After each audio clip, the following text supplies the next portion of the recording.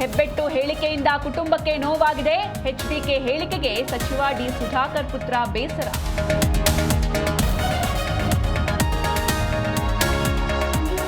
CM ಆಪ್ತರಿಂದ high command ಭೇಟಿ. ನಿನ್ನೆ ಸತೀಶ್, ಬೆಳಗ್ಗೆ ಮಹದೇವಪ್ಪ, ಮಧ್ಯಾಹ್ನ ಮುನಿಯಪ್ಪ. ಸಿಎಂ ಬದಲಾವಣೆ ಸೇರಿ ಹಲವು ವಿಚಾರ ಚರ್ಚೆ.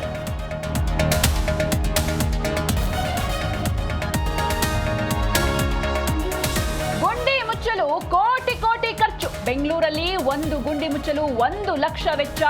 ಜಿಬಿಎ ಅಧಿಕಾರಿಗಳ ವಿರುದ್ಧ ಭ್ರಷ್ಟಾಚಾರ ಆರೋಪ.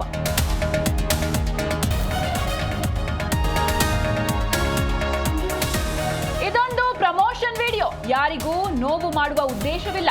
ವಿಡಿಯೋ ಬಗ್ಗೆ ಬಿಗ್ ಬಾಸ್ ಮಾಜಿ ಸ್ಪರ್ಧಿ ರಜತ್ ಪ್ರತಿಕ್ರಿಯೆ.